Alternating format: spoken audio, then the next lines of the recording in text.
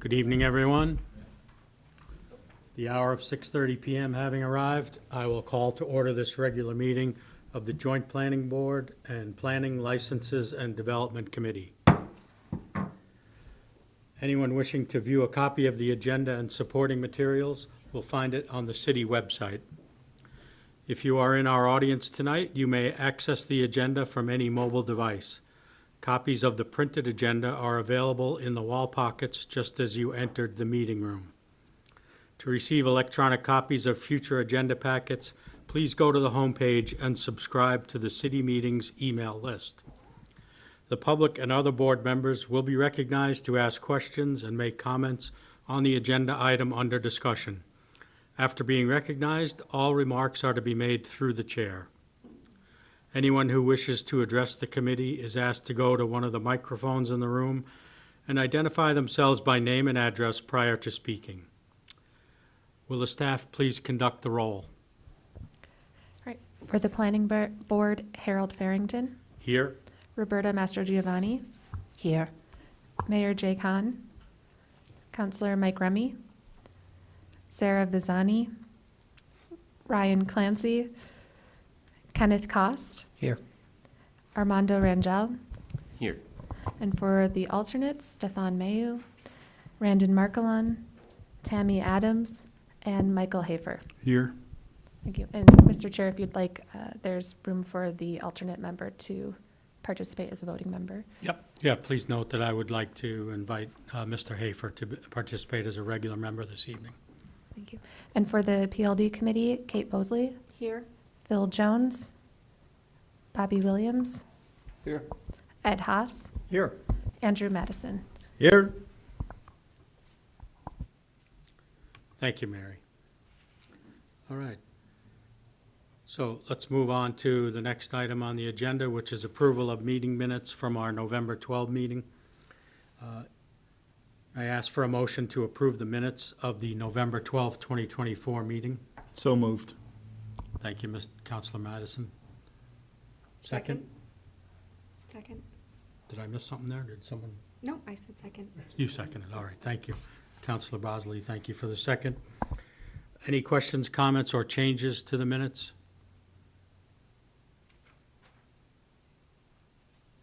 Seeing none, we'll proceed to a vote.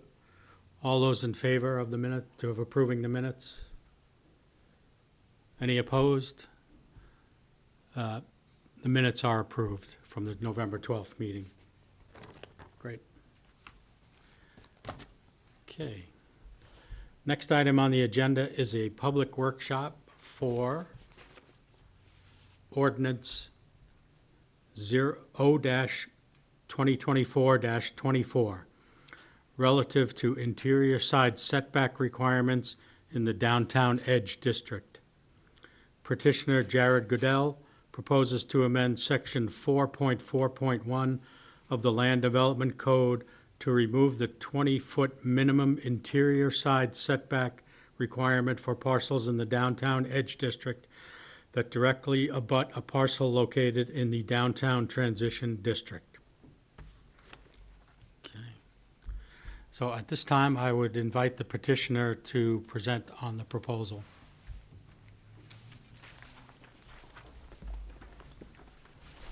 Okay, thank you, Mr. Chairman. George Hansel, on behalf of Jared Goodell, he's unable to be here tonight, but I worked with him on the project that I think predicated this whole thing, so I'm happy to provide some detail as to how we discovered this and made this suggestion.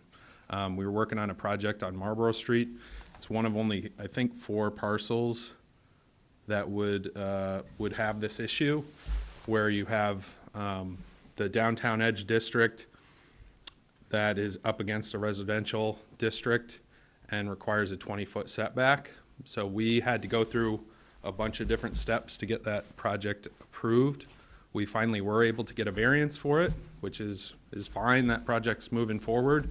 But I think we still decided to move forward with trying to get this changed because we noticed that this was just sort of an odd maybe issue in the code. And I'm always in favor of us as the city of Keene looking at our current codes and updating them and changing them. And if I take you back to a couple of years ago when we did the land use code update, we did that knowing that we were going to have to make these kinds of adjustments going forward, because we basically rewrote our land use code.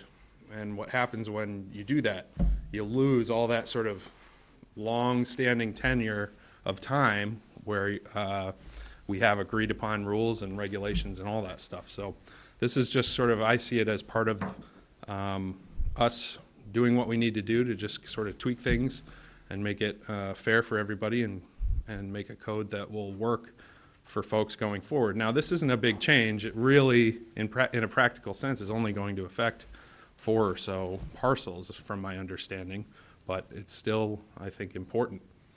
Basically, what we're doing here is identifying this instance where it really doesn't impact the public very much at all, because it's not on a street. The only parcels that are affected by this change are right up against Keene State's parking lot, basically, where 2 zoning districts come together, more or less towards the rear of the lots that are facing Marlborough Street. And so what we're asking for is really to take that 20-foot setback and make it 0. I think when we talked about this downtown edge zoning district, one of the things we wanted to do with that was encourage development along Marlborough Street. There was a lot of discussion about that. One of the techniques we put in place with the land use code was actually not a setback on the frontage, but a build to on the frontage. So we were encouraging folks to build to the street, and then on the back of their lots, we were still, with the current rules, we're still making them have these kind of really large setbacks that just don't make sense. And so that was the impetus for us to suggest this change, and I'm happy to answer any questions. Thank you. Thank you. Anyone have questions for Mr. Hansel? Councilor Haas. Yeah, thank you, Chair. So you did get the variance back in August, I think, so that took care of that project, and that's all going well. I guess, have you looked at the lot on the corner? It's not owned by Mr. Goodell. I'm not sure exactly what the address is, but it's the one that borders up against the circle there. That's the only one where it could be, problematic if they built to what we're allowing on the side. Yeah, I don't know about Any thoughts about problematic, that? but my understanding is that there are 4 lots that would be affected by this. I could be wrong about that, but I thought it was 4 lots, 2 of which are owned by Mr. Goodell, and then the other 2, I think, are currently non-conforming. So I'm not sure about the corner lot. Yeah, I guess I would be concerned about that being built that close to the property line if someone wanted to develop on the circle there. Is that you're talking about Keene State, the Alumni Center? Yeah, the lot just north of there. Because the Alumni Center, their interior, they are already very close to the Yep. side Yeah, interior setback. That back building is a tough spot there. I'd be interested in hearing city staff have anything to say about that. Yeah, Councilor Haas, we will get to that. Staff has have a report still to come. All right, yeah, that's, other than that, the other lots back up to parking lots. So the idea of having rear parking, I think, is admirable. So let's hope that stays for the future. Nobody would build right up against the property line. So the only one that might be difficult is the one that's on the curve from the circle. And it brings up a good point, Councilor Haas. It's like, I think the point of this, as it was imagined, was to really allow for some transition between those denser areas towards Main Street and the more residential stuff to the east or wherever. But the practical application of it is I don't think it accomplishes that at all, because you've got in this area, you have that big parking lot, which is big open space. So whether or not the building is 20 feet closer or further away doesn't really make much of a difference. And we recognize that it doesn't apply on the other lots because they all, the transition is along a street, so, you know, the separation anyhow. So great, thanks for working on this. Yep. Other questions? Okay, Thank you very Thank you. much. so at this time, I will invite staff to present on the proposal.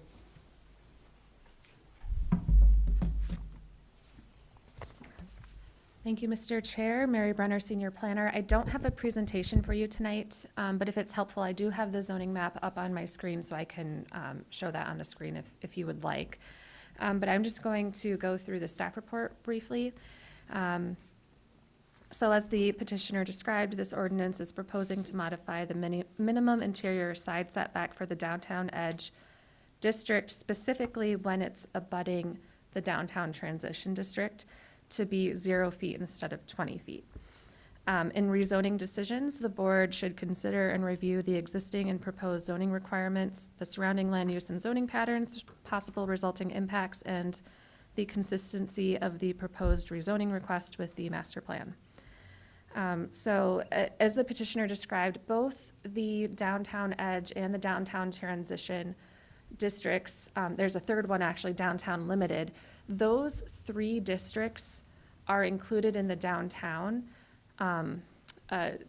districts grouping, but those 3 in particular are intended to be like buffer districts or transitioning districts from the main high-intensity downtown districts of the downtown core and the downtown growth, and then the surrounding areas.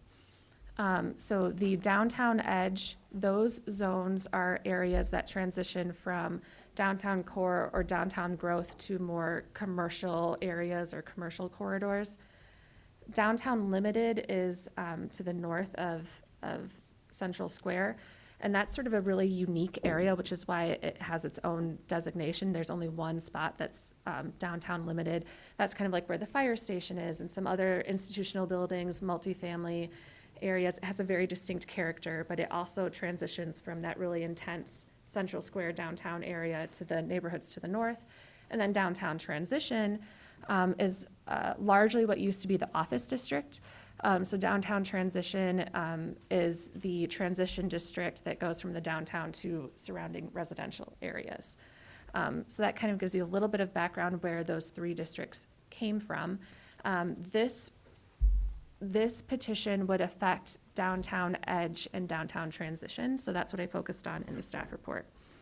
The downtown edge district, the intent statement is to provide for a heterogeneous mix of commercial and residential uses and varied development forms, including areas of both walkable development as well as more auto-oriented development at the edges of downtown Keene.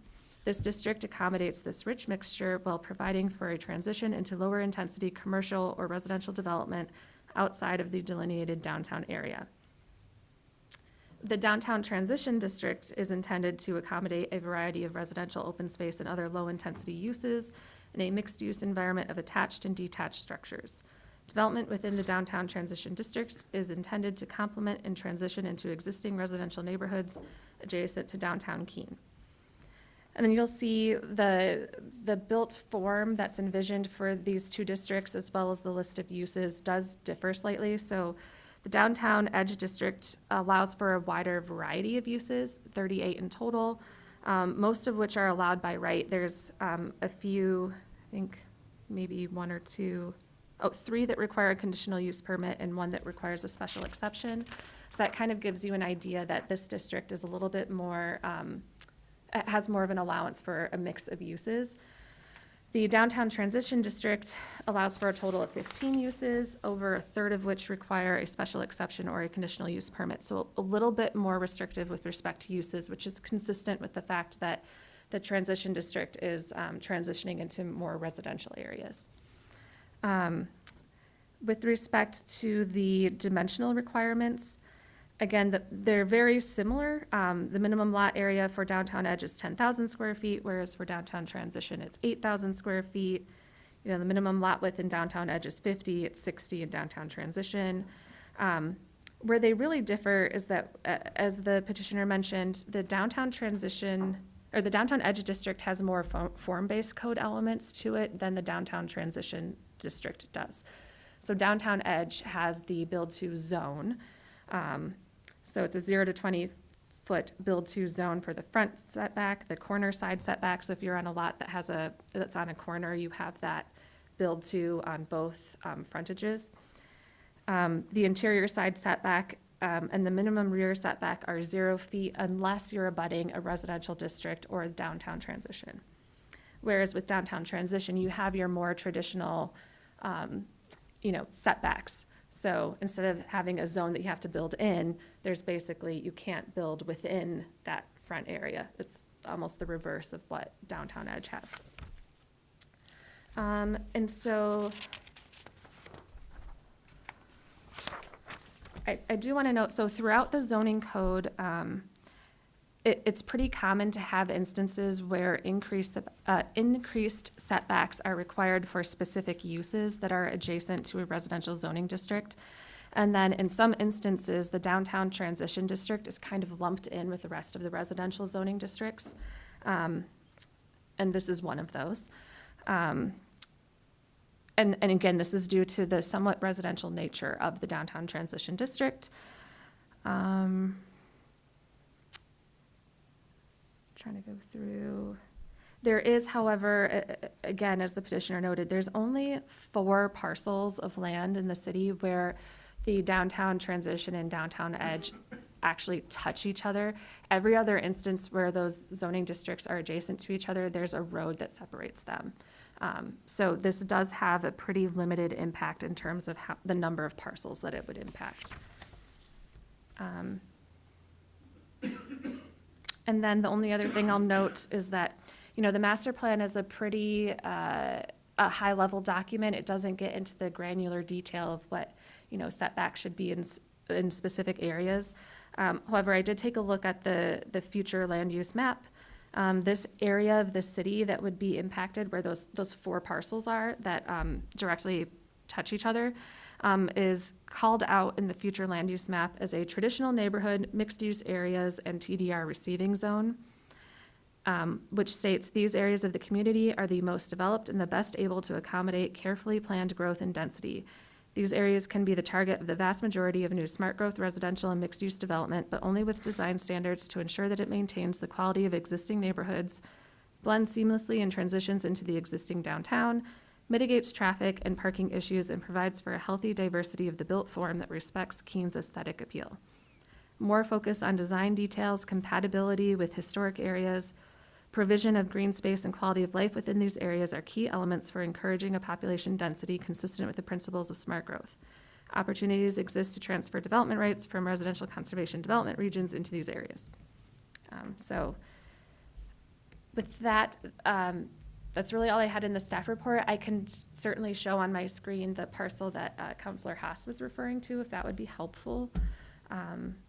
There is an existing building on that parcel that goes pretty much up to the property line. So it already is on, it's already non-conforming, yeah.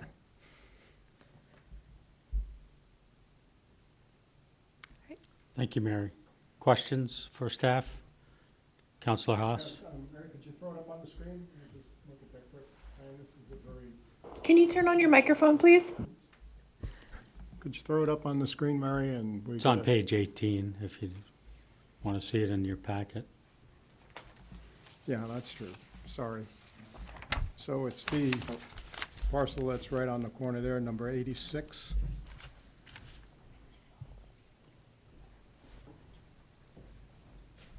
And that's that big open space there. So I wonder what would govern filling in that space in the future. Not that that's a bad idea. You're talking about this parcel right here? Yes. Okay. Yeah, so it already has a building on it that goes right up to the property line. Right. So you're asking if somebody were to build here? Mm-hmm. I'd have to, here, let me, Well, I think the only thing that would govern them would be fire separations.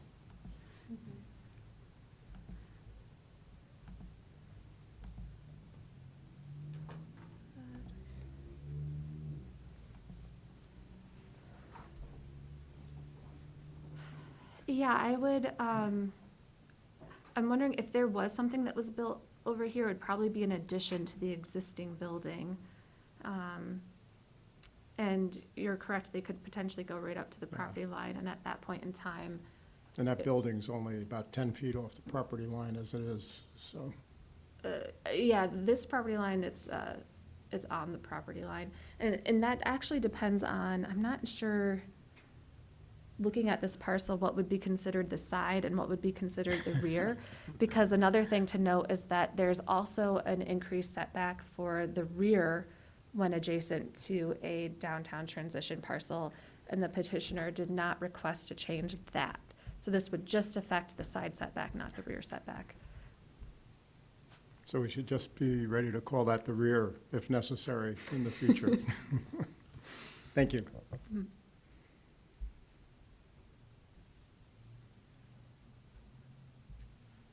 Ms. Master Giovanni?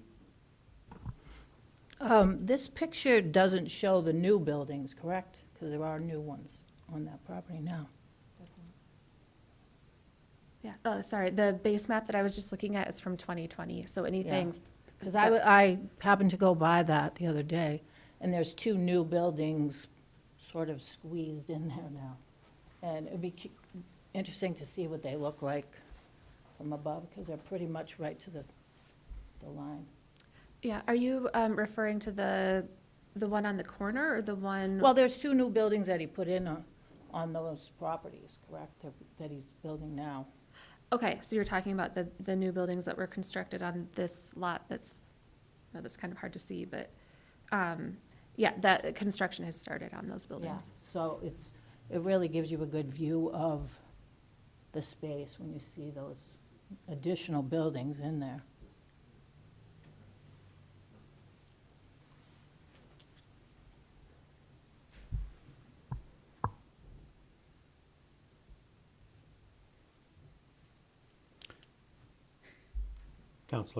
Counselor Bosley? Thank you. So I did a little bit of looking at this, and I guess irregardless of whether we made this particular change, I have some questions about the zoning on Main Street for downtown transition in general. So if we look at that property, or that group of properties that is zoned downtown transition that's on Main Street, and I'm looking at the street view of it on my computer right now, I mean, those are definite Keene State College institutional buildings. Those are not residential or mixed-use residential buildings. And there's a zone, downtown institution, which should have encompassed all of the Keene State property, and it doesn't do that here, which makes me, if that had been the case, this would have been a non-issue. That's correct. So, the downtown form-based districts focus less on the use and more on the built form of the property. As I thought about this after, I think you raised this question earlier. And when I was there when we were working on creating these new downtown districts, and the consultant that we were working with spent a lot of time actually going out in the community and like measuring buildings, and they put it into this massive spreadsheet and, did a very analytical like process to try and identify sort of character areas of the downtown that were similar to each other. And they weren't really considering use at all when they did that. So those buildings, that little cluster of downtown transition, the reason why they're downtown transition is because even though the use isn't residential, the structures when they were originally built were residential. So the way that they're built, their form, the character of them fits more with the built form of the transition district. But you are correct, like the uses in this little pocket of downtown transition are very different from the other pockets of downtown transition. But that alumni center is not Right, yeah. residential at all. And that does not look like it was built to be residential. I don't believe so. I'd have to I wasn't check. here when it was built, So yeah, I mean, I have some tendency to think that there's a little bit of wiggle room here. I also have gone through and looked at the downtown, I wrote some notes, downtown limited, downtown growth, and downtown transition, and there's not real consistency about these setbacks in the code about when they abut downtown transition specifically. And so can you explain why some of those decisions were made? I don't recall exactly. I do know that in many instances, when we proposed having an increased setback for when adjacent to a residential district, for whatever reason, we lumped in downtown transition with that. And I suspect that's because downtown transition is intended to transition to more residential areas. But I just wanted for, as an example, downtown limited, which is to the north of the square, has a 15-foot rear setback, and it abuts high-density neighborhoods, and it has a 10-foot side setback when it abuts downtown transition. And so I don't understand why we would be asking downtown edge, which seems pretty like a downtown core type of zone, to have such an extended setback when it abuts downtown transition. Yeah, that's a good point. I didn't see any consistency there. So I'm open to creating more consistency.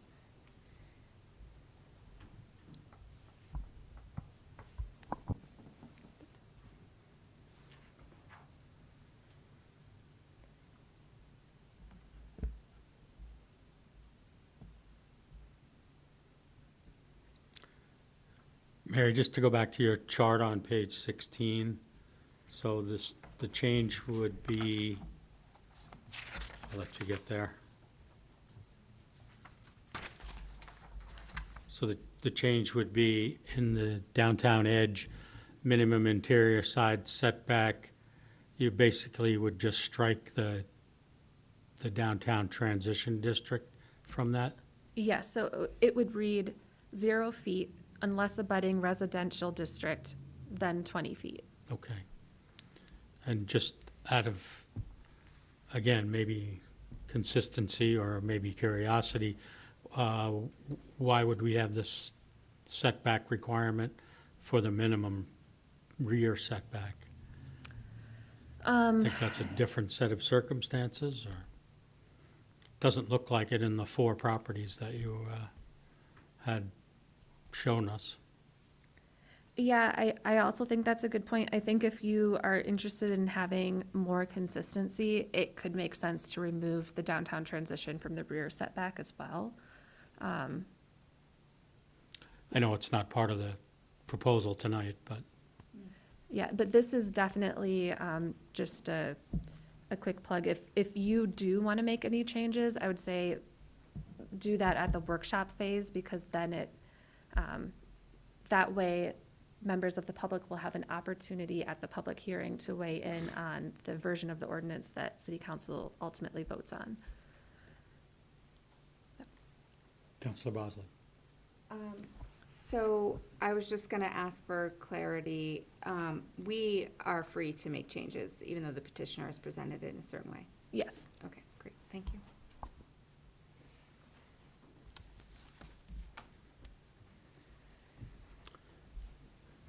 Mr. Hafer. Thank you. I guess a question of clarity or scope. The project in question, it sounds like variances have been granted and is moving ahead. So the property owner has what they need for that. And so this would solve hypothetical issues in the future if other property owners of these 4 parcels wanted to do similar? I guess, is it worth making a change here, or can we handle it through the variance process in the future should the topic come up? This would be my comment or question for our group. Counselor Haas. Yeah, thank you, Chair. Yeah, to me, it would increase the value of these lots, plus create opportunity for that corner lot. And that's great. Those are good things whenever we create increased value for anybody. And it only applies to these lots. It's really meaningless for the other DT to DTE borders. So it just makes these better.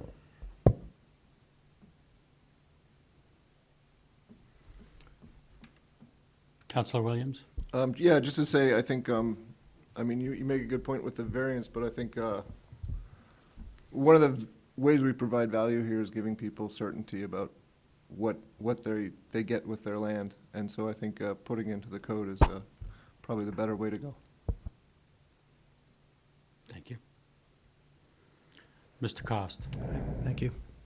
I think it also adds to the idea that we are trying to encourage infill building. We're trying to, we have a lot of land in Keene, and maybe some of these are these small spaces here and there, but by doing this, I think it might encourage other building, and it does seem to be consistent with us wanting to make it easier for people to develop properties, and we're looking at that in a lot of different places, so in different ways. So, Mr. Chair, are there any other questions for staff? Does not appear so. Okay. Thank you, gonna- Ms. Brenner. That's okay.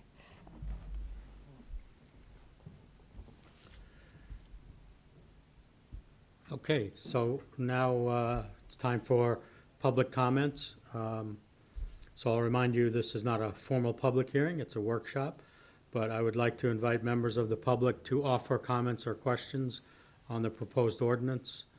If you would, if anyone is interested, please come forward, state your name and address, and let us hear your questions and comments. Good evening, Pete Moran, Myrtle Street. I think it's a very good little proposal, project that was done. I think it fits in nicely. I think the architecture is good. Classic 12-12 roof pitch, adds good little housing. So all in all, I could see more opportunities along the way. I know it's a done deal now, but looking back through, some of the descriptions used were kind of curious, but sort of obstructed view from the TPI building. So that was in regards to landscaping. So from Marlborough Street, looking down, looking at the property, sort of an obstructed view. So it's sort of screened. Quite a bit of vegetation, and that's behind the Historic Society. Well, that's debatable. It's mostly weeds and rags and not much. But anyway, it's vegetated. And then heavily vegetated was used also between the Historic Society and these new buildings. It blocks the view from Main Street looking back to these properties, which is questionable. Again, I think it's a good project. I think it's very useful. But I think these descriptions don't quite say what's up. Variance will allow the building to be well distributed on the lot. Well, it's a pretty tight lot to begin with, so well distributed. There aren't many choices, hence variances, et cetera. But well distributed, you get your back against the wall, so I don't know why that terminology would be relevant. And then there were issues about privacy brought up in the presentation. So privacy, when you increase density, to my way of thinking, reduces privacy. However, again, I think it's good. You walk out, all right, so be it. You got some space. So privacy. And this one I don't understand. No border to regulate. And I think that referenced if it was frontage on the street. So, but it was in the meetings, I'm not sure which one, where it states no border to regulate. That's why an allowance can be made for the variance. So there has to be a border because it's taxed as some sort of a lot. So how can there be no border to regulate? Yet this is the terminology that was presented to you. It doesn't make any sense. Substantial justice to the neighborhood. I guess one can say it adds value because it's new property, but I think that's also subjective. Some people may say it's getting too crowded, but that term was used. And then after the foundation was in, then the mistake was realized that the setbacks weren't met. And having spoken with the planning department today, they were supposed to be notified where the pins were or have an official survey, which wasn't done until after the fact. So really, it sounds like to me you're asking forgiveness instead of permission. So again, I guess what my interest is, the process of approving this. So could it have been done differently? Yeah, well, you have setbacks, and to my way of thinking, if somebody was going to build on, if I happen to be nearby, and somebody said, well, we can go right to the lot line, I would have concerns versus 20 feet. So there were 3 variances allowed for this, 2 on setbacks and parking. So some of it doesn't make sense. So at this point, the fellow got all the okays. It's good to go, which is fine. It's nice. I think it's well done. But why are they presenting to you folks to change the zoning when the city is already working on updating zoning? I think it should be left to the planning department to put this in, to present to the city council, not a small group of folks. So to my way of thinking, and this is a question for somebody, if you voted in favor of this, where there's 0 setbacks, you can go right to the line, and that's passed, even though it's for only a few properties. Does this mean later on, if the planning department said, we can't do 0 setbacks in these zones, does that mean these folks would be grandfathered for any other projects they may or may not have? Because if you get the stamp of approval tonight, are they good to go on other properties, even if it is limited? Whereas I think updating zoning are the people who should deal with this, not zoning board. And I think I got another question.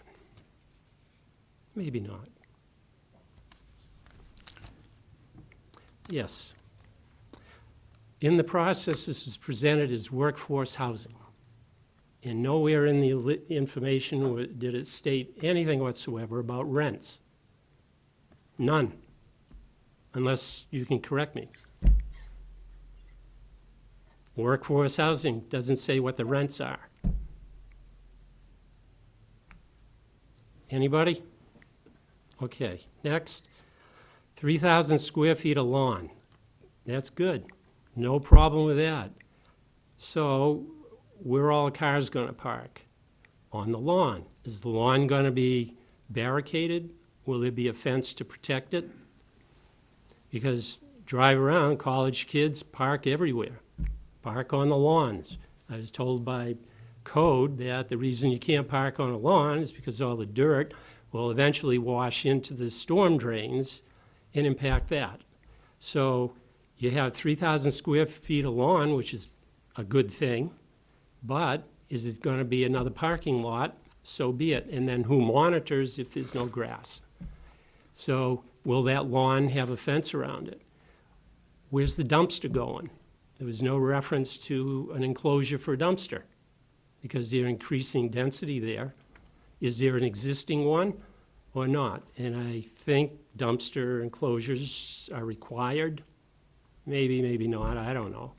But there was no reference anywhere that I saw about disposal. I think that's it.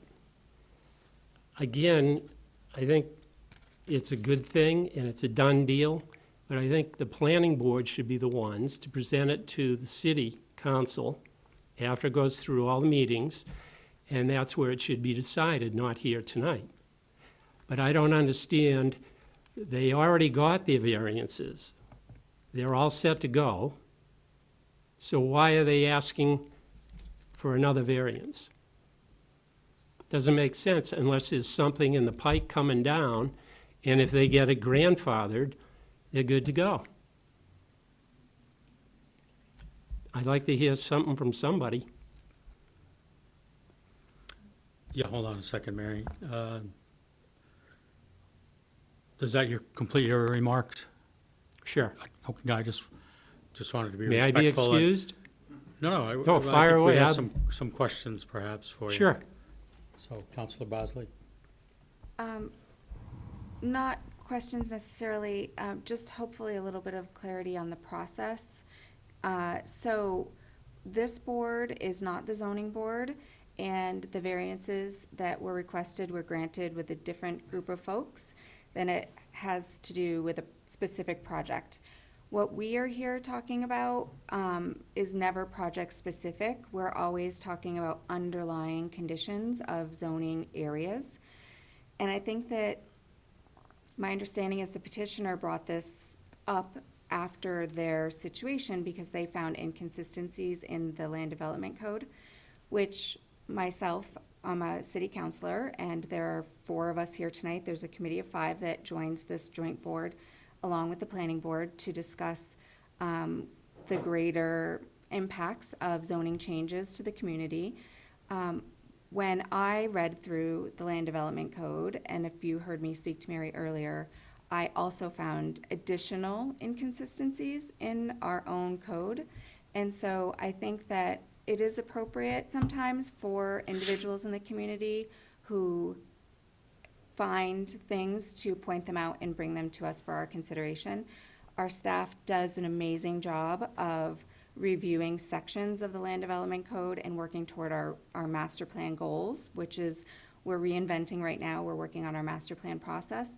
And I think it's really important that, like this committee here gets to talk about things in more of a general sense and not project specific. And I know that probably didn't answer all of your questions, but just to give you an idea of what we'll be talking about tonight. And just to build on what Counselor Bosley said is, this is a workshop for an ordinance. So there are other steps to that. Once this body thinks it's okay and it goes up to City Council, who has a public hearing about it, and then either approves it or sends it back down the start of the, restart it with this group. Yeah. So what does city planning department have? Where do they intersect with this? They intersect throughout the entire process. They're the ones who provide analysis for us and their opinions as well. Fair enough.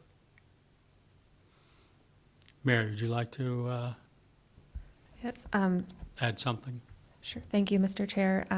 Yes, and to the, I really appreciate your comments. I think a lot of what you brought forward tonight were comments that would be appropriate for the ZBA public hearing on the variances. It sounds like maybe you missed it when it came before that board.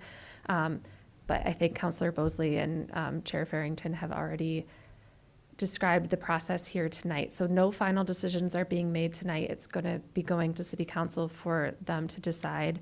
And to answer your question about city staff involvement, we do have the ability in New Hampshire, a resident petition is accepted to request changes to the zoning code, and then it goes through a specific process depending on whether you're a city or a town.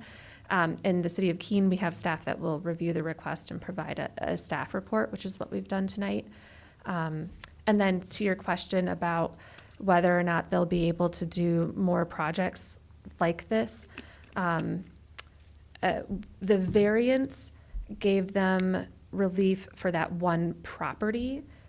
This request tonight would change the whole zoning district. So if this ordinance gets approved, any parcels in Downtown Edge would be able to go up to a 0-foot side setback when they abut the downtown transition.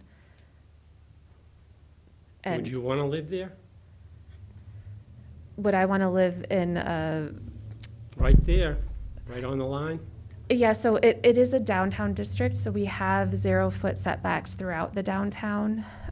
This area is a little bit tricky because, again, it's a transition district, so it's transitioning from the downtown to the neighboring areas. But in general, there is a 0-foot setback unless it's abutting residential or downtown transition. So I don't know if that answered all of your questions, but I hope nobody builds on the corner of Marlboro and Main. That'd be a tough one for access. I appreciate your time. Thank Yep, you. thank you very much. And again, I think it is a worthwhile project they did there. I think the architecture is good, construction. I think it's an asset to the city. My whole concern was some of the presentation and terminology, little sketchy. Mission done. Thank you. Thank you. Score.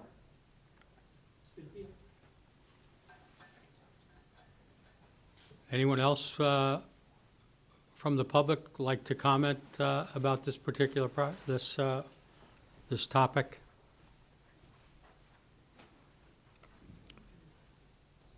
Seeing none, I will close the public portion of this workshop. And we will move to deliberation. So, does someone have a motion? Are we ready for a motion, or we want to discuss it some more? Well, we typically have the motion and then second it, and then we discuss, right? Or, that's fine. Well, I If think you, we need to decide if we want to do any amendments, maybe. okay, I don't know if Sure. anyone does. all right. Would you like to kick that off? I guess I would like to hear, personally, I'd like to hear what the board has to say about it. I have looked at these particular parcels. I don't see any reason why we couldn't reduce this setback and be consistent with the other setbacks in our land development code. I don't think that there's a huge impact here with these 4 parcels abutting the specific parcels that they're abutting. And I think it was pointed out that the other downtown edge parcels in the community that do abut downtown transition all abut that district across the road, so they're non-impacted. So I don't see any issues with accommodating what the petitioner is asking for. I do see other inconsistencies that this has brought up for me.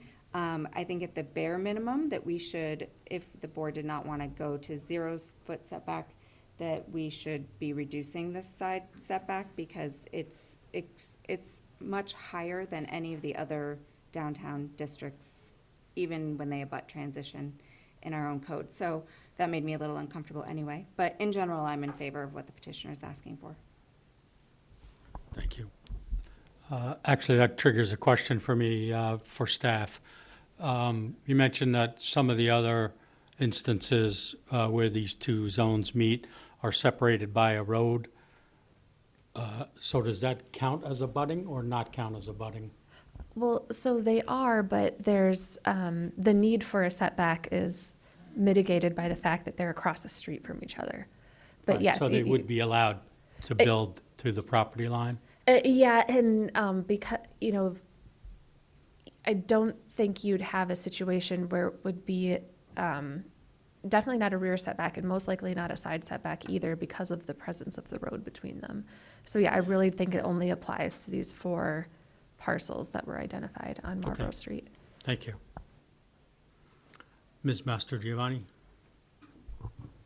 On the Edge District, I would think that there are a certain amount of buildings that are mixed use, both residential and commercial. So in a case where that abuts, would a 0 setback, be enough? I'm not sure I would go for a 0 setback myself. I think there could be cases where it's iffy, So maybe, like Kate said, reducing the setback might be a solution, but a 0 setback could be tricky in some cases, I would think. Thank you. Counselor Williams? Yeah, I think I'm more in favor of a 0 setback, just because the ones. Can you turn on your microphone, please? Sorry about that. I'm more in favor of a 0 setback, just because the lots that they're abutting have a 0 setback on their side. It is, a transition, and when you're transitioning at a border like that, I think, we can be a little more flexible, and putting the setback at 0, gives us a part of town with a little bit higher density, and I don't have a problem with a little bit higher density in that particular spot. Thank you. Mr. Cost? Thank you, Mr. Chair. So if this was to be, I'm looking at all the red lots on the image here. So by having the side setbacks be 0, it's possible this could be one big building at some point, or people could expand, each house so they're touching the next one? Is that what that means? I mean, there would be no it's 0 lot line, there's no separation between. So if I wanted, I don't know this, but if I don't know, I can't see the numbers too well, but, so if I added on one side and added on the other side of 2 adjoining buildings, they'd be able to be touching each other. I mean, assuming there's fire code and prevention and everything else you have to do between separation walls, it could be that. So I just want to get that could happen with this. Yeah, I think that's a correct understanding. Okay. Correct me if I'm wrong. Yeah, we just like all the buildings on Main Street, they're all 0 lot line, they're right on top of each other. Yeah, I don't think that's a bad thing. I just wanted to get the image of what that could be. So this is really, could create a lot of potential here sometime. And Mr. Chair, can I just mention something? Yeah, Ms. Brenner? To Mr. Cost's point, there's already a 0-foot setback between downtown edge and downtown edge. So what you're probably more likely to see with these parcels, because they have that 0 to 20-foot build-to zone, any new buildings are supposed to be placed up against Marlborough Street, so you're more likely to have them be immediately adjacent to each other along Marlborough Street. It's only in the instance where the building goes back far enough or it kind of backs up to the downtown transition district that the side or rear setback would apply. I don't know if that made sense, but yes. So Yeah, Mr. Cost, go 1, ahead. 2, 3, 4 5 buildings, well, 4 buildings in red on this, it's page, I'm sorry, page 18, that image. So those along the road along Marlborough could all be where they are fronting or built to, and then it could all be built touching each other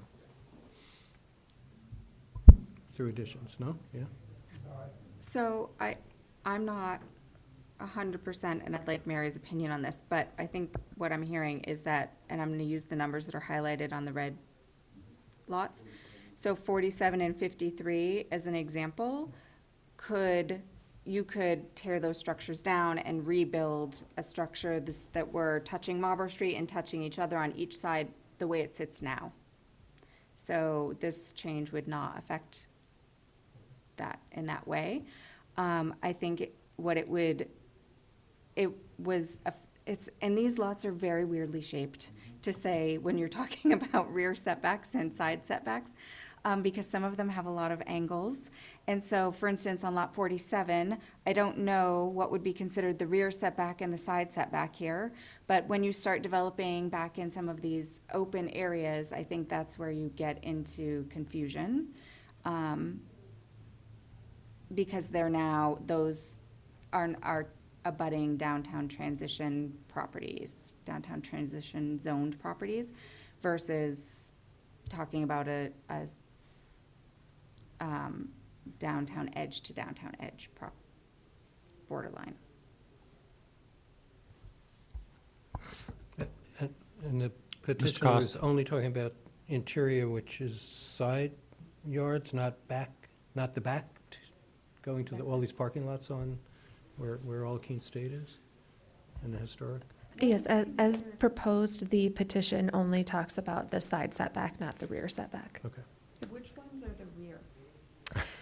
I'd have to look at it on a case-by-case basis, but for example, like if you're looking on page 18 at lot 93, the so the back setback, or the rear lot line is the lot line that that on the image is shown to run along lot 15, the one in blue. That's what we counted as the rear one in that instance. Then there were actually multiple lot lines, and the front was the lot line that bordered with 94. Now, at this point in time, I believe those lots have all been merged, if I remember correctly. Lot 93 and lot 15 are shown as separate on this, but at this point in time, they've been merged. But yeah, so that, in that instance, the side lot line was the lot line that butts up against the parking area for the Historical Society and the Alumni Center. And then, like, for example, looking at lot 53, I don't know what would be the rear and the side. We'd have to kind of look at it on a case-by-case basis, because as Councilor Bosley noted, they're a little bit wonky. Yeah, that's the front, that's the rear, everything else is the side. Yeah, so, yeah, like 53, there's that really, really short lot line. That would be the rear, and then the side that abuts the downtown transition would be the side, one of the sides, yeah.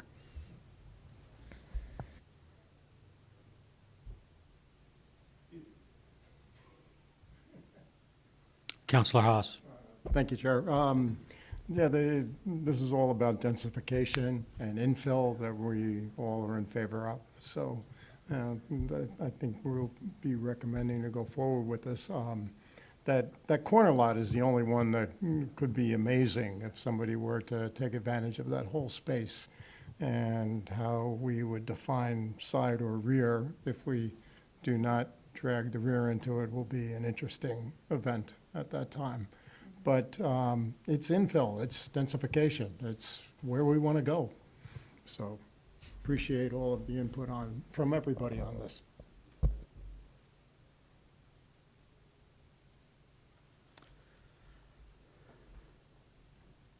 Well, since you mentioned it, what is the appetite for amending this proposed ordinance to include zero setback for the rear?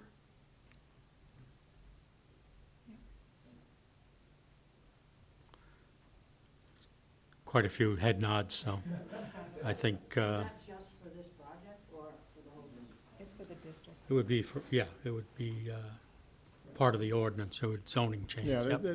the change really only applies to these four lots.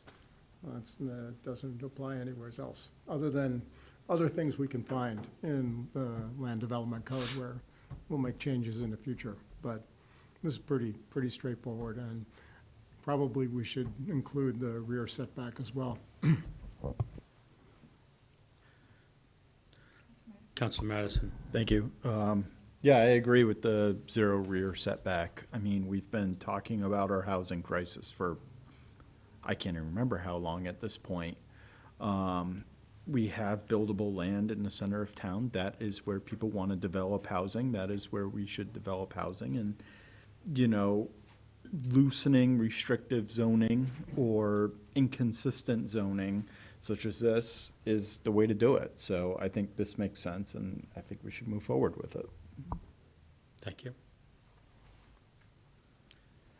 So perhaps now we're ready for, Would someone like to make that amendment?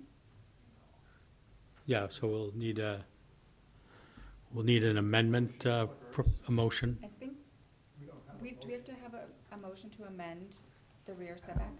Yes, so the first motion should be the full committee voting on whether or not to amend the ordinance to create an A version. Then you would do the individual votes if that passes. Yep. Okay, so I will at this time ask for a motion to amend the proposed ordinance. Do you have the wording, or would you like me to continue? I withdraw my hand. Okay. So we're looking for a proposal for an amendment to create an A version that would can also eliminate the rear setback. Move to recommend staff develop an A version to remove the rear setback and Requirement, rear setback requirement when downtown edge abuts downtown transition. when downtown edge abuts downtown transition. Thank you. Seconded. Thank you, Councilor Williams. Any discussion of the amendment? Okay. So, I guess we can all vote on this together. Yeah, so, so all those in favor of the amendment? Any opposed? Okay. Amendment to create an A version is approved. Thank you. So for the Planning Licenses and Development Committee, do we want to do the planning board's vote first, or can we Okay. do ours? Traditionally, we do that. We do that, okay. Yeah. Okay, so at this time, I would entertain a motion for the planning board to consider to adopt the proposed change to the land development code. Whether it complies with the master plan. Oh, that it's consistent with the master plan. Anyone want to take a shot at that? I'll go ahead. All right. So I would like to move that this proposed change to the ordinance, the A version, is consistent with the 2010 master plan. May I have a second? Second. Mr. Rangel, thank you. Any discussion? So planning board only, all those in favor? Any opposed? The motion is approved, 4-1. And for PLD, I would move that we request the mayor to set a public hearing on ordinance, on the A version of this ordinance. Second. A motion and a second by Counselor Madison. Any questions? All those in favor? And that's unanimous. Great. Thank you. All right. Now we have another public workshop. So the next item on the agenda is a public workshop. Ordinance O-2024-20 relative to residential parking requirements. Petitioner, City of Keene Community Development Department, proposes to amend Table 9-2 and Section 9.2.5.A.1 of the Land Development Code to modify the required number of parking spaces for residential uses and specify parking requirements for elderly and workforce housing in all zoning districts. So, good evening, Councilor Jones.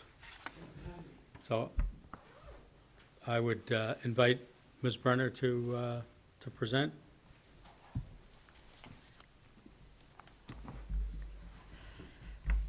Thank you, Mr. Chair. Mary Brunner, Senior Planner again. So this ordinance is relative to residential parking requirements, and the reason that we're bringing this forward to you right now is because there was a change to state law. In the 2024 legislative season, it was HB 1400 was adopted, which included multiple different provisions, but one of those was, or several of those actually, were related to limits on parking requirements that municipalities may require. So in addition, if you'll recall, we received a couple of Invest in H planning and zoning grants to develop regulations to increase housing supply. We used that funding for two projects, one of which was the Cottage Court Ordinance, and the other one was to develop a neighborhood parking study, which is where one of the ideas that sort of came out of that, which happened to align with another request from a city councilor, was the elimination of the winter parking ban. But in addition to that, the consultants provided recommendations related to on-site parking requirements for housing for us to consider. So we took the recent change in state law and the recommendations from our consultant and use that to craft this ordinance for you tonight for your consideration. What it does is it changes the calculation from a per unit, for the most part, from a per unit to a per bedroom requirement. So right now in the city of Keene, with a few exceptions, every dwelling unit requires 2 parking spaces. There are, I mentioned there's some exceptions. In the downtown core district, there's just no parking required across the board. Only 1 parking space per dwelling unit is required in the downtown growth and downtown limited. Only 1 parking space is required for an accessory dwelling unit. And then the recently adopted Cottage Court has its own parking requirements that differ slightly. But other than those, citywide, it's 2 parking spaces per unit. What HB 1400 did is it basically said in certain situations, so when you have 10 units or more in a multifamily development, you cannot require more than 1.5 parking spaces per unit. And then it also says that you can't require more than 1.5 parking spaces per unit for studio and 1 bedroom workforce units that are less than 1,000 square feet.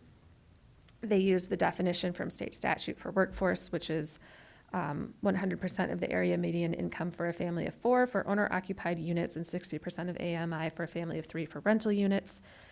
And then it also requires municipalities to consider alternative parking solutions and approve them if the applicant can demonstrate that the alternative parking solution will meet the parking demand created by the proposed residential use. So that's sort of the background of where this came from. I'm just going to review what we're proposing. I know you've seen something similar to this when we presented the zoning recommendations from our consultant, I think back in like May or June. So what we came up with is that for residential uses, dwelling above ground floor, dwelling manufactured housing, dwelling multifamily, and dwelling 2-family or duplex, we would require 1 space per studio and 1 bedroom, and then 1.5 spaces per 2-bedroom or more in all zoning districts, with the exception of downtown growth and downtown limited, which would be slightly less. They'd be 0.9 for a studio and 1 bedroom, or 1 space per 1 bedroom or more. Or should that say 2 bedroom or more? Yeah. Sure. Mary, Mary, can we interrupt you for a second? I Yes, apologize. please. Yep. So I'm on page 26. Are you on page 26? No, I'm on page 22. 22. Are you looking at the proposed ordinance? So on page 26, and I'm sort of following along with what, and I don't know if I skipped ahead on you. Yes, I am. It doesn't refer to 2 bedrooms in here. Yes, so we realized after the She ordinance has had a- been she has a introduced. note on page 22. Okay, Yeah, got it. That So it's on was a 26, typo. that Yep. will, that'll just be a Scribner's. Yep. yes, that was part of the package that was submitted to city council originally, but we realized, and I just noticed another typo, but it should say 1.5 spaces per two-bedroom or more, parentheses, 1 space per two-bedroom or more in downtown growth and Okay. downtown limited. So we're going to, will this be an A version for council, or can we count it as a Scribner? I think to be safe, let's create an A version. An A version, so do Yeah. we need a motion for amendment at the end? Yes, please. Okay. Okay. Otherwise, people will not know what to do with the two-bedroom. Okay.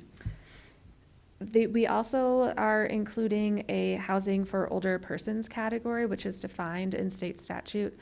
We're proposing, that would be the one instance where it's done by unit rather than number of bedrooms.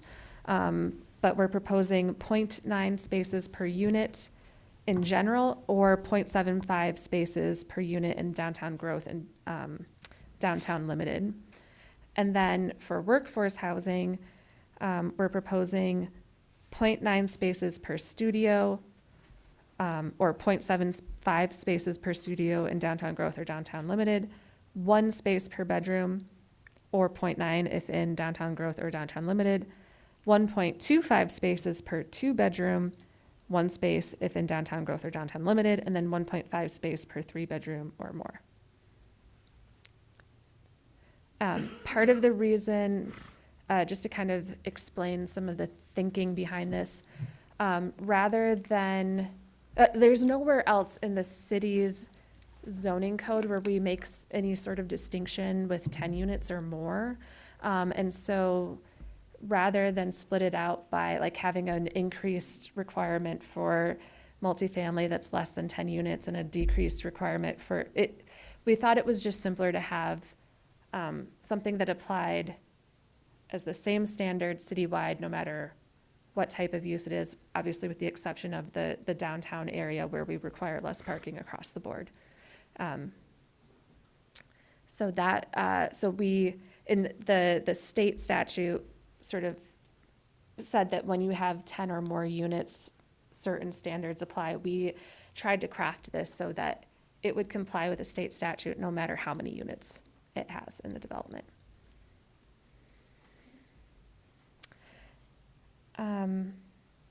So I think the overall impact that this would have is it would require less parking throughout the city for new housing projects.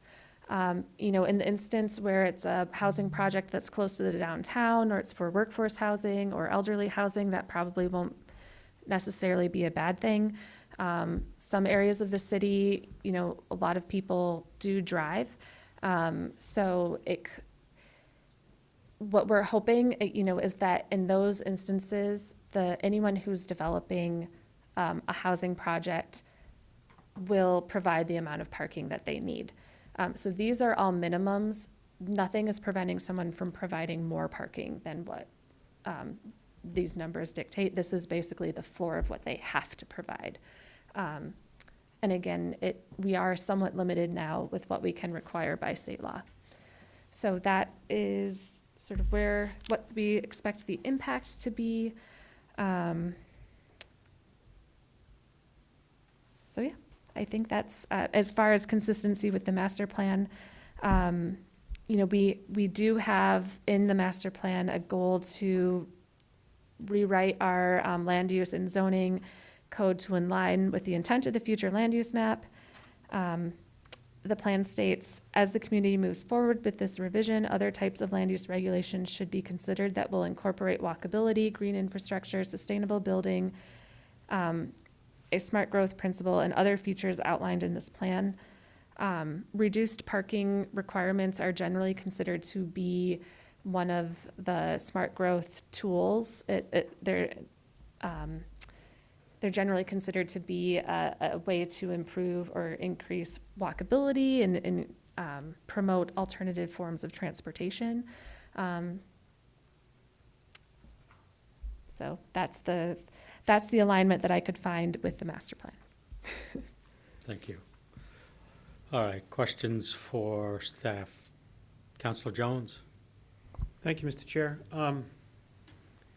Mary, I think this is good, but I think what we're doing here is kind of natural. We're getting, when we were doing our changing our code, we were going with form-based, and I think we're going form-based here again. We're adapting to our needs. So I think this is a great way of going about it. So thank you.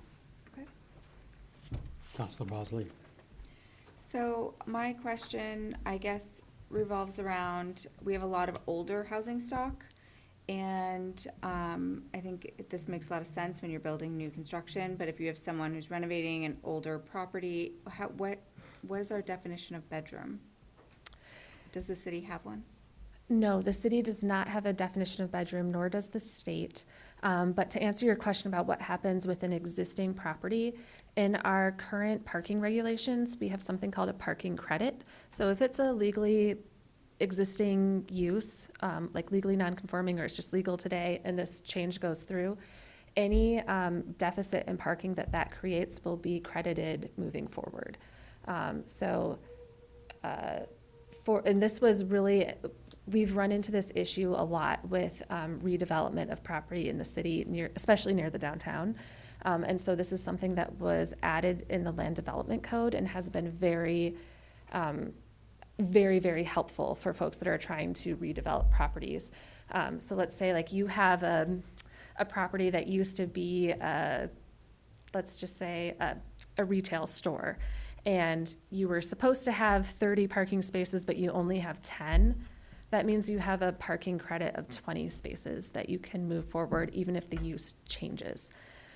So it's basically trying to recognize the fact that there's existing developed areas of the city have constraints that just need to be taken into account if we ever want them to be able to be used again in the future.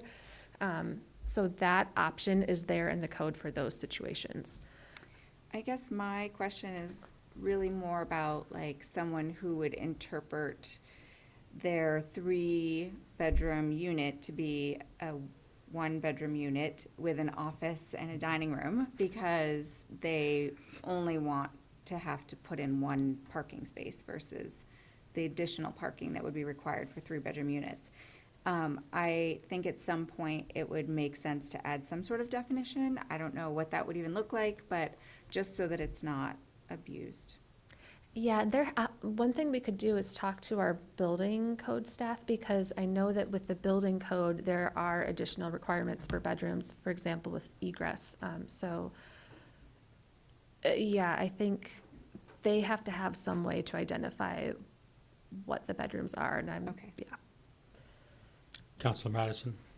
Thank you. My understanding is fire code does offer a definition of what a bedroom is, of what constitutes a bedroom, and my understanding is that should be in the building code. So we could just use that definition there.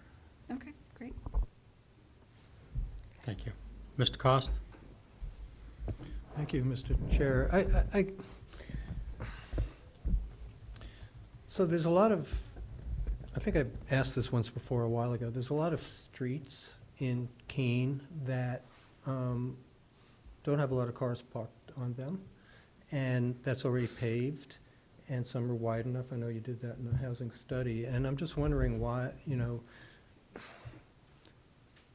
how much of this is maybe the market, so the developers would decide, I'm gonna build a 6-unit thing here, and all these streets around me are, pretty clear, and so I want to depend on that for parking, and I don't want to add more impervious surfaces, I don't want to take up more land, I don't want to have driveways. Why is this needed? Why is there a minimum?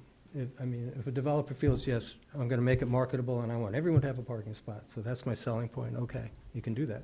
But if he says, if a developer decides that,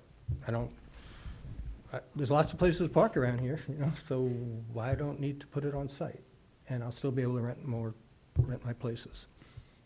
Is that the state law requires? A minimum. Is that what it is? Is that what's driving this, or? No, it's up to each individual municipality. What the state law did is it put a cap on what can be required. So for example, like, we couldn't require 3 parking spaces for every unit. And in some situations, we can't even require 2 parking spaces per unit. So what the state is trying to do is sort of put some limits on how far local municipalities can go with their parking regulations.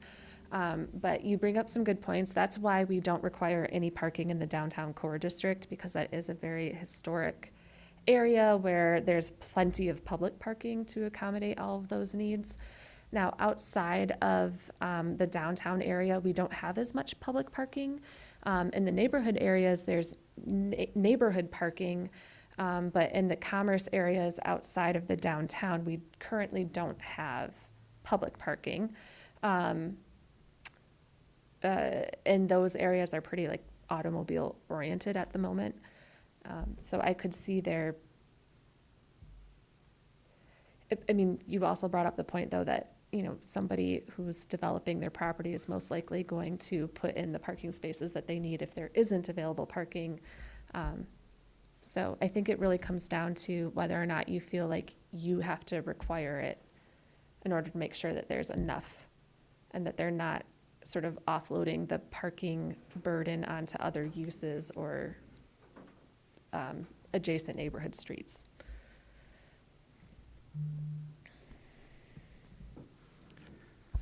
Counselor Jones? Thank you. Can I go back to the bedroom definition again? Yes, our building code does have a definition, and I believe one of them is, one of the requirements is it has to have a window big enough for a fireman wearing a Scott pack to get through, and it has to have a closet too to be defined as a bedroom. But that doesn't answer Kate's question. You could have 3 of those units that qualify as a bedroom, but only be using 2 of them as an office. So maybe our definition has to be different. Is it the use or is it the structure? Yeah, these are all great questions. So I think it would be the structure personally, if you're gonna create a room that can be used as a bedroom. And, you know, even if somebody is using it as an office today, if they sell the house and a new family moves in, they might use it as a bedroom in the future. We're moving to the bedroom model, or we're proposing to move to the bedroom model because it helps right-size the parking for the type of development proposed. So if you have a development where they're all studios and 1 bedrooms, you can actually provide less than 1 parking space per unit.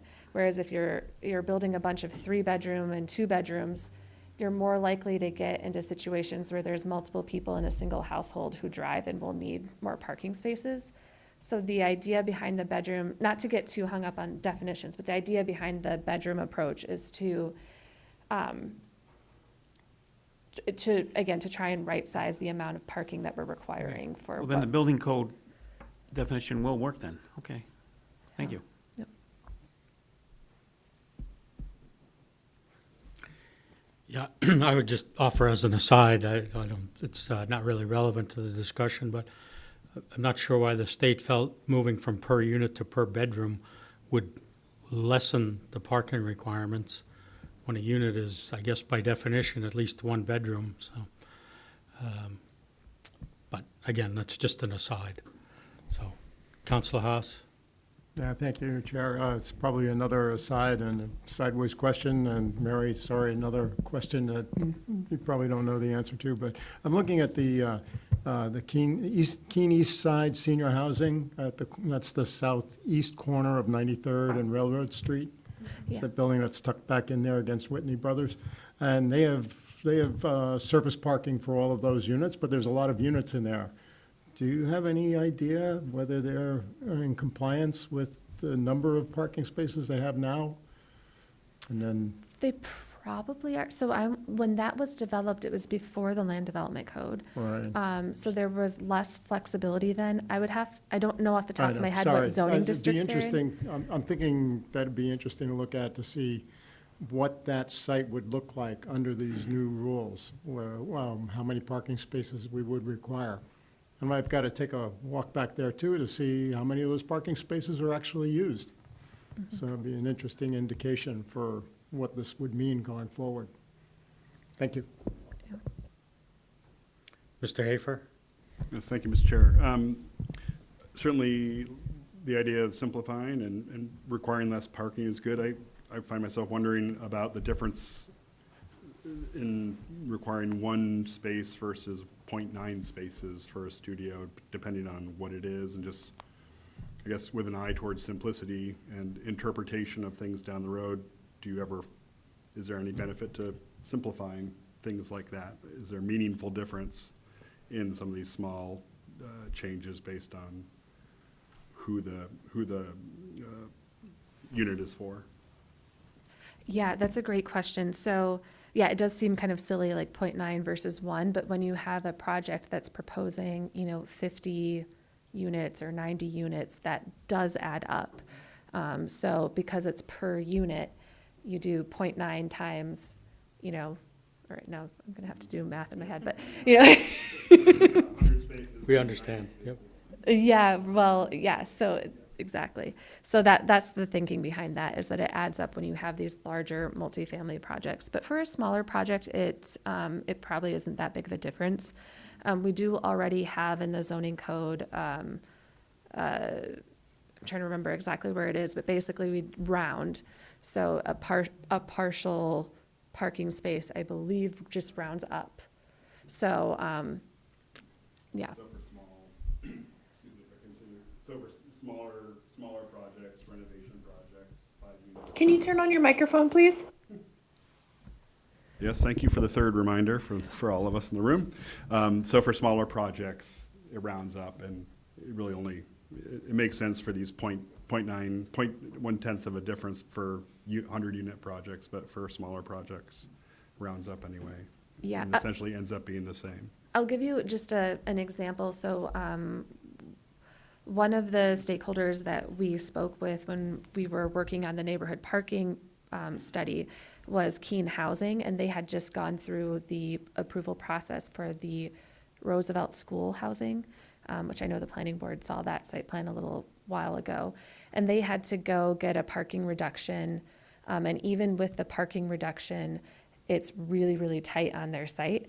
And they know their project and how much parking they need, and it's still, what they ended up with is more parking than they need for their project. And it was the limiting factor on how many units they could provide, and created a lot of headaches with their funding, and so basically, this would reduce the parking requirement for projects like that even further than what it was previously. Yeah. Councilor Bosley? Just to follow up on that, would this benefit them, or not now, but would this have solved that problem for them? It Or would would they still have, have- yeah, because it would have required, their overall parking requirement would have been lower, so then they could have still requested a 50% reduction and gotten it, yeah, Even lower, got it. yeah. So we do have a mechanism to request a reduction in the current code, but it's 50%. So this would have reduced it, and then it would have been able to be reduced further. Yes, we actually also have an administrative reduction option of 10% that just can be done by the zoning administrator. Okay. And then there's up to a 50%, up to 50 that can be done through the zoning board of adjustment with a special exception. Okay, Yep. great, thank you. Okay, other questions? Mr. Cost? Thank you. I mean, and that's to me, a little disturbing to hear that the parking requirement at the time eliminated housing units. And kind of what you said is, Keene Housing knows the people who live in there, and they know probably from history how many cars they have, who drives, who doesn't drive. And so that's kind of where I was getting at earlier. The developer would seem to know or could know what it would take to make the development marketable, and maybe just something about having this requirement bothers me a little bit, because I think, again, people can park if they want to, you know, if renting in a place that provides off-site parking is attractive to people, they'll do it, and for some developers might not think that's necessary for their target people. So they might not want to have all of this parking. So we're going to set this up, and then it seems like they could come and cut it in half through a process. Yeah, so to get the 50% reduction, it's a special exception, and they have to, at that point, do a parking study to show that they're able to meet demand on their site for the use that's proposed. And street parking anywhere can't be counted. Available street parking on existing pavement just can't even be considered in our city as part of the parking requirement. At the moment, no, because we don't have a formalized on-street parking program. We did, however, City Council recently eliminated the 6-month winter parking ban. So that opened up the possibility for year-round parking on street. So I think the intent with that is to kind of wait and see how that goes and what kind of impact it has. Another set of recommendations that we received from our consultant was recommended language for creating a residential permit parking program, if that makes sense. So if in the future we think that's necessary, City Council could take a look at that and enact that for that type of program. I'm still not sure how we would tie it, though, back to parking that's required through the zoning ordinance. That piece of it seems pretty tricky. But if there's a residential permit parking program available, that could probably be a factor in a parking reduction request.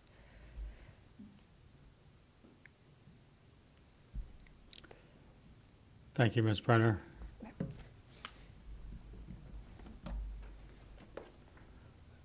Okay, at this time, I would invite members of the public to come forward with their questions or comments. Mr. Hansel?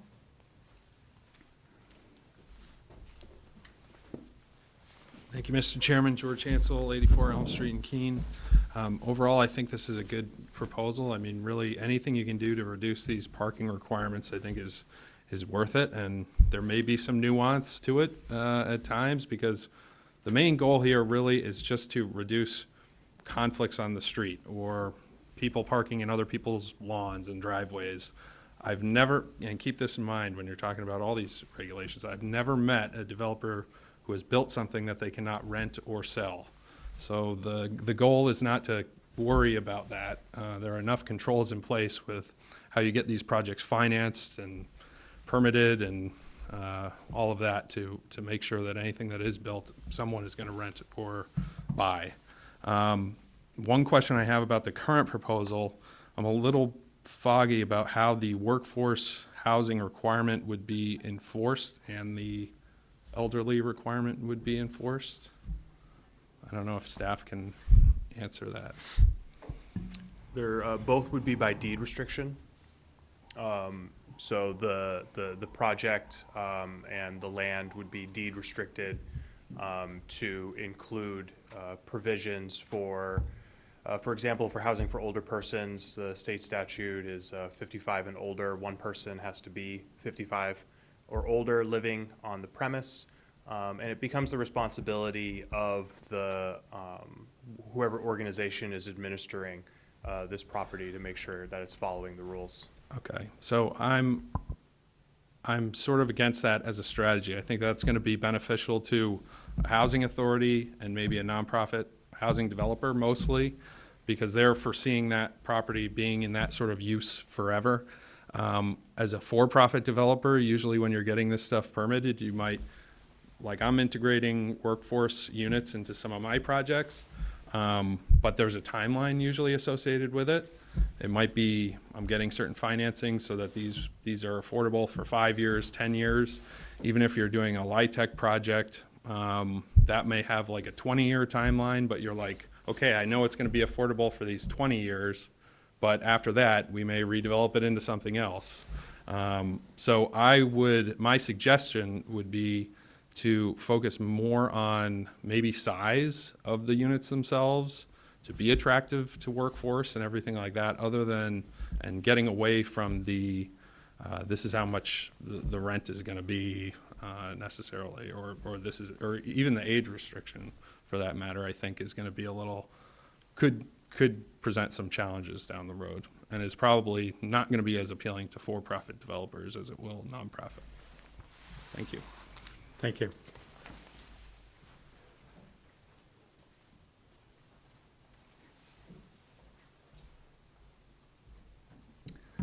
Good evening.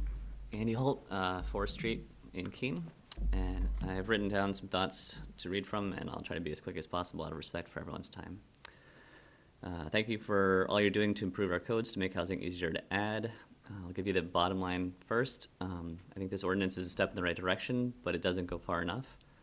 Ultimately, I would suggest you amend the ordinance to remove the parking space minimums entirely, and in the future consider expanding that to all zones and building types in the city. So as Mr. Cost was starting to allude to, I think there's no reason for these minimums at all. I think that there's no good reason to mandate that, and there's many good reasons to remove the mandates, including just simplicity, removing the complexity that all this adds to the codes and the process. I think every reason that has been discussed and will be discussed tonight in favor of this ordinance is also a reason to go a step further and remove the parking minimums entirely.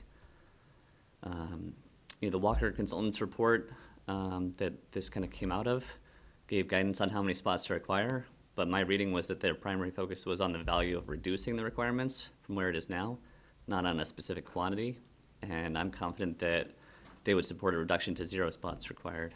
I think it's critical to remember, like Mary pointed out, that this isn't saying you can't have parking spots. It's talking about removing the mandate that says you have to have at least some arbitrary number of spaces to be able to build housing. Without the mandate, the developers get to choose, and they're going to identify what's best for the project and the future residents. This is not a new or extreme idea. There's many cities that have removed parking minimums entirely. Minneapolis, Austin, Buffalo, St. Louis. Here in New England, Cambridge and Burlington, with Somerville and Boston doing it for some situations. I won't go into all the statistics about what the benefits are for those cities that they've seen, but I think you guys should look into it. There's plenty. They've been overwhelmingly positive. I'd also suggest a book, The High Cost of Free Parking by Donald Shoup, makes this case much more eloquently than I can, and from a number of different angles. I think the benefits of removing parking minimums, there are benefits for the individual projects and for the city overall. Individually, developments will be less expensive and faster to complete. It'll allow more spaces per lot for living space, like in the case of the Roosevelt School, instead of using valuable land for pavement. And there'll be less need to jump through hoops for variances like they had to try and reduce what they were required to do. And that slows down projects, it adds cost. For the city, it's going to reduce administrative costs, making things simpler. They're not having to deal with those variance requests. It'll reduce one of the incentives for more cars in our downtown, and most obviously, it addresses our severe housing crisis by increasing the number of housing units that get made and reducing the cost to both buyers or renters. I'll also point out that if we did not already have these minimums, I think it would be hard to imagine adding them right now. If you imagine someone proposing a policy that every new building needed enough space set aside for gardens to feed the number of people that are going to live there, that would arguably be a better use of land than parking, but no one would support that sort of requirement, especially within a city where space is limited. They'd say that the residents can choose to have a garden if they want to, but we wouldn't mandate such a thing, nor should we mandate including parking spaces. So in conclusion, if you're only willing to consider the ordinance as written, you should pass it, but I urge you to consider the even better improvement of removing the parking minimums entirely. Why take half measures when there is no downside to going all the way? Thank you. Let me know if you have any questions for me. Thank you.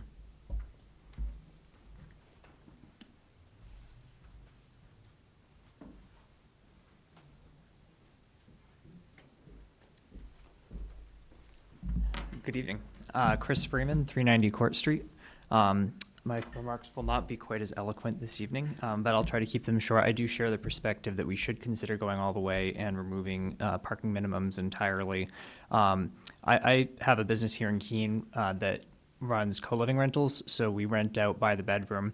And so I come from this with the perspective of somebody who, is a private landowner that tends to want a lot of parking, because in my rentals, I usually have one adult per bedroom, and that often translates to one car per bedroom. And so our parking needs tend to be a little bit more intensive than what you would typically see. When we have this sort of parallel conversation about what does the on-street parking program look like as we move forward as a city, I think it would be really beneficial to have that option. When we look at properties, we're looking at properties that have higher bedroom counts, and those are great candidates for conversion into the co-living model. One of the things that holds us back currently is the need to be able to provide a parking spot for everybody because that's what's marketable. And for us, the removal of the winter parking ban potentially opens us up to more options where we can tell people, we only have 3 dedicated off-street spots. There's 4 bedrooms here. You guys can figure it out amongst yourselves who's going to get the bedrooms. Sorry, who's going to get the parking spot. And then to have those people have the option of seeking parking off-site is going to be really beneficial. One of the reasons that, it's kind of a niche model, but it really benefits our goal of pursuing density and viewing it as sort of an infill strategy. Because when we rent an apartment, a larger apartment, like a 4-bedroom, where there's a little bit less demand for 4 bedrooms on a room-by-room basis, each of those individuals is not taking up a studio or a 1-bedroom apartment. So that leaves that available for a couple or a young family.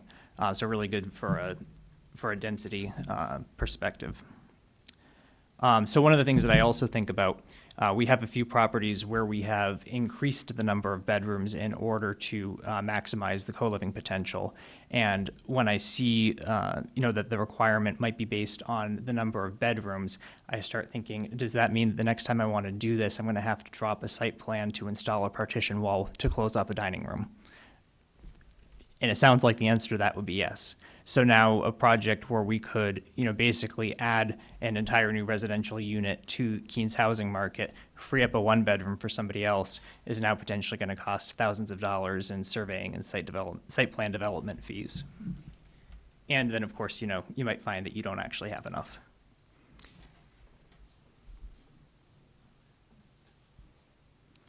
So I think that those were the comments that I had. I don't know if anybody has any questions for me.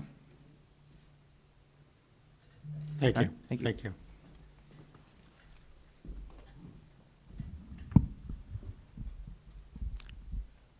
Anyone else? Okay. At this time, I'll close the public portion of the workshop. All right. And we will move into some deliberation. I think we had discussion earlier of a need for an A version of this ordinance to correct some of the Scribner errors. Yep. All right. Yes. Did someone capture those? Yes, I do have some notes in Okay. regards to that. I would like to hear the committee, so we could make one amendment. Does the committee have any interest in reducing the number of parking spaces that are being presented to us after listening to any of the public comment? Councillor Haas? Yeah, thank you, Mr. Chair, not Madam Chair. Opening it up to a market-based process and let the market decide how many parking spaces. We know the downside of that is it spills out into all the other neighborhoods. Zero parking requirements are great for highly dense cities.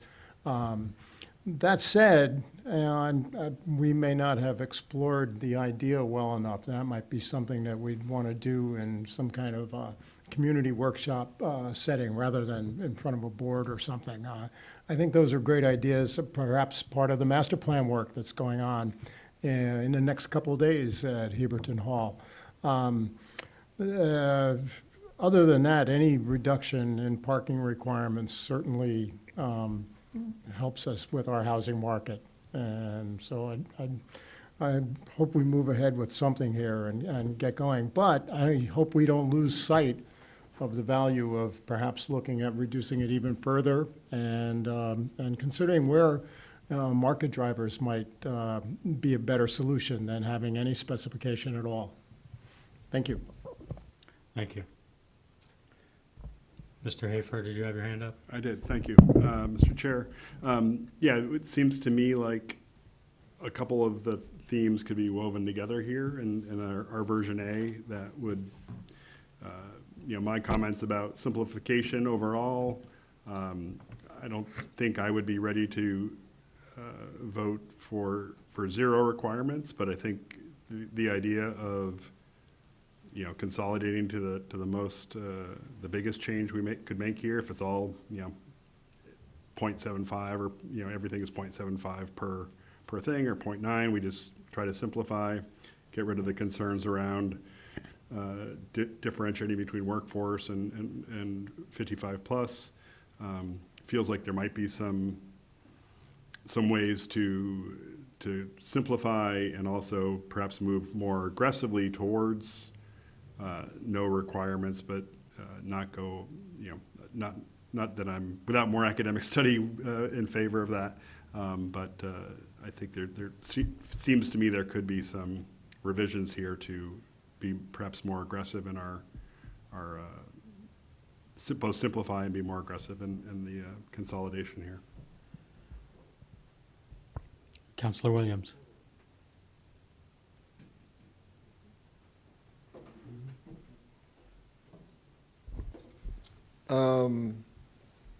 I thank you for bringing forward the idea that we should remove parking requirements entirely. I think that's probably a very valuable long-term goal.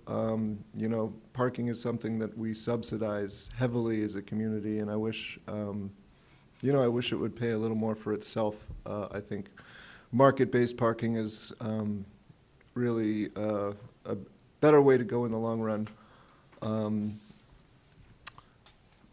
I would be hesitant to just rip off the Band-Aid without being very careful, knowing what we're doing and avoiding a situation that could cause backlash to a parking plan, which I think it's very, very good to be reducing parking requirements overall. However, I wouldn't want to remove it without first getting the on-street parking situation figured out. And second, I would like to see, what is the experience of removing parking requirements in a city of a similar size to Keene. But in general, if we wanted to even knock these numbers down a little bit more, I'd be up for that too. Councillor Jones, I think you are next. Thank you. I like some of the things I heard from the public. I like the idea of reducing, but I don't think we should be using, as an example, the overnight parking ban.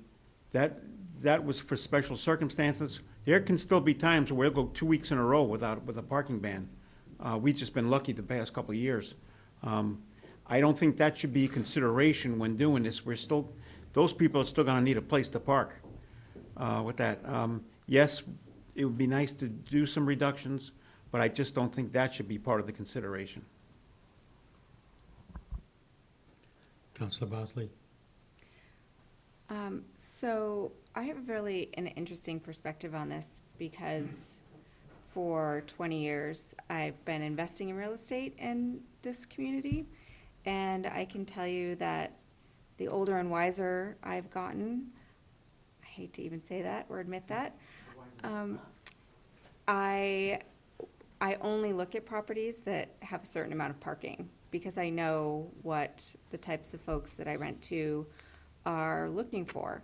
And I would say that we could even reduce further what I see in this ordinance. I probably wouldn't go to 0 just yet. I think that that would create quite a bit of confusion with street parking and the winter parking ban, and I do think we need to come up with what sort of plan we want to do for neighborhood parking programs, and really put some thought into that. But I would be comfortable reducing some of the parking requirements to 1 space per unit. And I know we moved away from units, but where we have 1.5 spaces for 2 bedrooms, 1.5 spaces for 3 bedrooms, I think if you had 1 space per unit as a minimum, the investor, the developer, is going to make decisions based on the market that they are going to be trying to sell their product to, but what the appropriate amount of parking required is, and that we would not be restricting further development. I know of a property that has a studio, could be rented now, but does not, that site does not allow for that because of a parking requirement, parking shortage on site. But that unit could certainly be rented to someone and is sitting vacant at this point. So I think that, you have to consider that there could be, the person who's choosing to rent is also going to be renting with the understanding, and that there is a market for different types of products. And I think that I have some comfort in letting the market decide. Mr. Cost?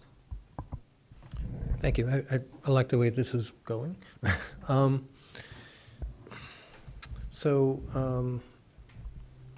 Maybe we don't go to 0. I wouldn't be adverse to going to 0, but say we don't because we're not quite sure, not ready to take that step.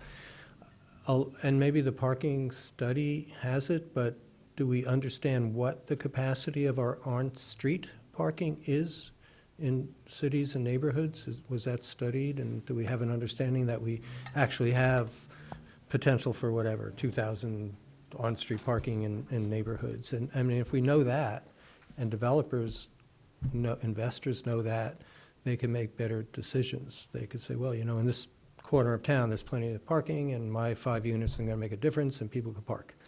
And they wouldn't have to put in, off-street parking. And I think that's important to have, especially later if this starts, to go forward, people are going to be asking those questions, and I think we have to have that answer to say, well, there's plenty of parking there, and here it is. So I think that has to go hand in hand with, maybe this is a iterative process, and then at some point it could get to 0 requirement, if we're not ready to do that today. Hold on one sec. Mary, did you want to respond to that, or? Thank you. So the neighborhood parking study that was done earlier this year looked at specific areas of the city. So it looked at areas that are zoned for multifamily that are in like walking distance of the downtown, essentially. So we have a project like study area map that's online. So for that project area, they calculated the number of spaces that they think we could get on streets. If you give me a minute, I could pull up that number for you. But basically what they found was that their main takeaway was that today, based on the number of units that we have today and the amount of off-street parking that's available today, there really isn't that big of a need for on-street parking. So I guess what that tells me is that if this board were, or if the city council were inclined to, for certain areas of the city, maybe like where there's a residential parking permit district in place or something like that, say that you get rid of the on-site parking requirements, there might be the ability to meet some of that parking need with the on-street parking. I don't know that we're ready today to make that recommendation because we weren't looking at it from that angle. We were looking at more, let's come into compliance with the state law that I think it goes into effect January 1st. So we're just trying to kind of get ahead of that right now. And then if you give me a minute, I'll see if I can find that number for you really quickly. Yeah, so it says under,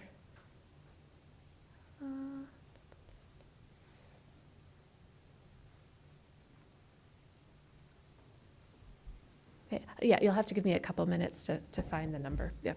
Okay, thank you. Counselor Madison? Thank you. I think we're all kind of in agreement that we can further reduce from what this proposed ordinance is suggesting. I like the idea of kind of letting the market settle it out. People will know what they're getting into with an apartment. You know what the parking's like, and you can make a decision based on what's right for you. You know, just to give you an example, about 6 years ago, I made the mistake of moving to Concord. And it was a 5-unit building that had, I believe, 3 parking spaces. And I had a 2-bedroom unit. Granted, it was a 2-bedroom in the same way that the men's room down the hall is a 2-bedroom. Like, seriously, I couldn't open my fridge all the way, and I had to duck in the shower. I parked on the street most of the time, and it worked out fine. When we had like a snow emergency and you had to clear the street, it was a bit of a pain, but we figured it out and made it work. So we can reduce the amount of parking, and it's not going to cause a catastrophe. Like, people who are renting are going to know what they're getting into. They're not going to be duped into a parking spot not being there that, you know, should be there. I think letting the market figure it out is the way to go. I would agree that, you know, in my heart, I think we could totally do away with parking requirements. I don't think now is the right time to do that. The cool thing about ordinances is that you can amend them, as we're doing now. So this is kind of a way to ease into the water a little bit rather than ripping the Band-Aid off. We can see how this works, and if it does work out, if public transit does move in a good direction in the future, then yeah, maybe we can move towards 0 parking requirement. But let's ease into it. I do think that we can further reduce what is here in front of us, and I think we're all on the same page with that. Counselor Haas? Thank you, Mr. Chair. As I keep in mind, we're only talking about the downtown growth and the downtown limited section, our zones here. So, you know, boy, would that light a fire under the No, I think those have slightly lower numbers, but we're talking about citywide. Oh, the rest of it is for, okay, my apologies. Never mind. Ms. Brunner? I was just going to say that I found the number.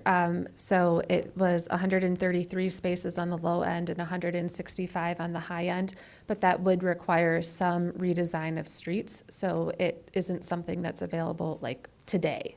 We'd have to the city would have to put some investment to make that a reality. So, yeah. Thank you. Counselor Bosley? I'm ready to make a motion, if everybody else is. So I would move to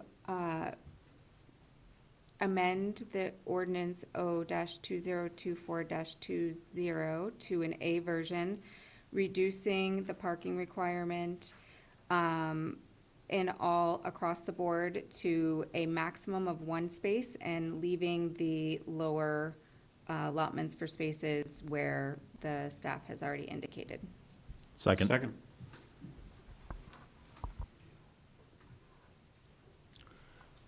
So, Question just to be clear, your minimums would not exist, or the minimums would be The minimum what's listed in would be the? what's listed if it's Okay. lower than 1. Otherwise, the maximum would be 1. And Madam, sorry, Yes. Counselor, just to clarify, you're not proposing a parking maximum, you're proposing a parking minimum of 1 space per unit unless it's lower than that. Yes, unless you've already indicated an instance where it would be lower as relating to workforce or older persons, et cetera. Great. And so, another question, is this 1 space per unit, or just change any instance in the ordinance where it currently is above 1 to 1? I think it would, both roads lead to Rome. I think that you're saying the same thing, but you can write it however staff feels it would be appropriate. So changing it to 1 unit per, like, number of bedrooms, so like a 3-bedroom Would be one unit space, would still be one. correct. Okay. Mr. Costas? So do we lose the whole notion of what the state was getting at of Nope. per bedroom? I mean, the state was never per bedroom. Okay. They had some,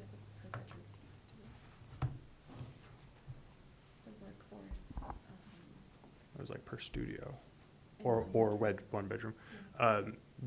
This will keep it under what the state is trying to force municipalities to do, so Okay, it will still so we comply. have the flexibility to do this? Yes. Okay. Mr. Cost? Yes, thank you. For Councilor Bosley, you said a maximum, so if an investor, developer wants to have 2 parking, they can't? So that was clarified. Yeah, that's a minimum of 1. Only minimum? But, Yeah, okay. unless otherwise specified in this table. We did. We had a second, yep. Okay. Any other discussion on this, on the amendment? All right, so let's move forward to a vote. All those in favor of the amendment? Any opposed? Amendment A is, oh, you're opposed, okay. 1 opposed, Point of order. yes. I think we Counselor have, Jones. don't we have to have the motion on the floor before we can do an amendment? No, not in this situation, because we're in a workshop phase and we're amending the ordinance. The final motions this evening will be to set the public hearing and whether or not it complies with the master plan. As long as we say the A version, we're okay. Yes, Okay? yep. Thank you. Okay, so now we'll move to discussion, or move to a motion for the planning board side. So I'll take care of it. I would propose that we approve, or we state that the ordinance as modified by A is in line with the 2010 master plan. Can I get a second? Second. Thank you. Seconded by Mr. Rangel. Any discussion? Mr. Cost? So I don't vote in a way I don't want to. We are only voting that it's consistent with the 2010 master plan. That is That's correct. all? Yep. Okay. Yep. Okay. All those in favor? Any opposed? Okay. Planning board is unanimous. I'll turn it over to Counselor Bosley. I move to request that the mayor set a public hearing for the A version of this ordinance. Second. A motion and second by Counselor Jones. Any questions? All those in favor? And that's unanimous. Great. Okay. Thanks, everyone, for your patience. That completes our public workshop section. Our next item of business is new business. Do we, anyone have new business that they would like to bring forward at this time? Seeing none, we'll move on. So, the next meeting of this board is January 13th, 2025, at 6:30 PM in these chambers. And at that time, we'll also have a schedule for 2025 meetings that we will adopt. Okay. So at that, I don't think we're going to take any more time tonight, right, for the more time items? I think we're good. Okay. So with that, I will adjourn the meeting. Thank you.